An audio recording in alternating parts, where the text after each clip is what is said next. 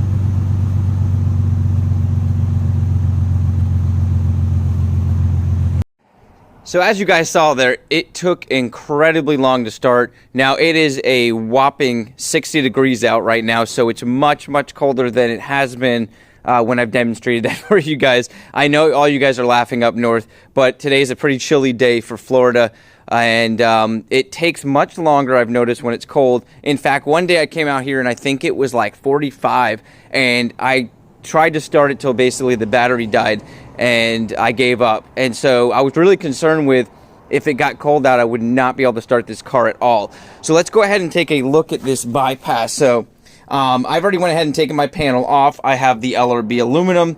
Extremely easy. It's like, you know, I put 3 screws up here, and then I think I had a couple screws down here and 1 bolt. So it only took me 5 minutes to take off. You may have to take off the seat here and then take off this panel. I don't think you can just take this panel off, but I could be wrong on that. Once again, just search on how to remove your seat, and this should be pretty simple. It'll probably take you about 30 minutes or so to get everything out. I did it when we did the strip down of the interior, and I don't recall it being that difficult. So this is the device that we're talking about here. This is what Toyota Lexus created as a safety feature slash way to keep your fuel pump from burning out. They say it gives it about a year or two more on its lifespan. Fuel pumps are pretty cheap for this car. You can get aftermarket cheaper ones for like 25, 30 bucks, and you can get the OEM ones for less than 100 bucks. So it's not bad. These I've heard are upwards of 100, but you know, nowadays they have knockoffs too, and I've not looked it up. I decided I was going to bypass it because it's what all of the people do. Anyone who's turboing this car, it's kind of one of those things that they automatically do because of the issues that lie with this device here. And so what you're going to do is you can replace this whole thing here, and that will solve your problem if you go new, or you can basically bypass it. So what we're going to do is unplug this. Alright, you just press it in, pull down, and you're going to link the black and then the 2 thicker wires. You have a black with red line, and you have the green on the top. So this is all based on forums I've read, and what you're going to do to test it is you want to make like a little U wire clip, and you're going to slide it into your first and second prong. They're silver.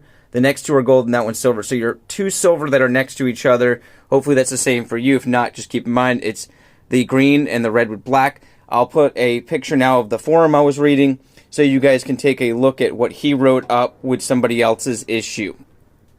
And so I'm going to go ahead and do that now. You can test it out by basically hooking those up, putting the ignition to the on, not turning the car on, and you should hear the fuel pump kick on fully. And that was one of my issues. I would hear the fuel pump come on, but not every time. And so you can see when I was starting it, I would try to start it for a little bit, turn it off, try to start it for a little bit, hoping that I could kick the fuel pump on. But there were times where I was not hearing the fuel pump engage. So let's go ahead and hook that up. I'll show you guys how you can test to see if this is bad based on what I read, and then we're going to try to start it again. Okay, so that is it. It took me 2 seconds just to slide that right in. Now let me grab my key, and we'll go ahead and test out turning the ignition to the on position. Hopefully you guys can hear that, but I can hear the fuel pump back there whirling, which that's a good sign. So that probably means that basically that fuel pump computer system has gone bad. So let's go ahead, I'll set this up, and I'll try to start it now and see if that resolves our issue.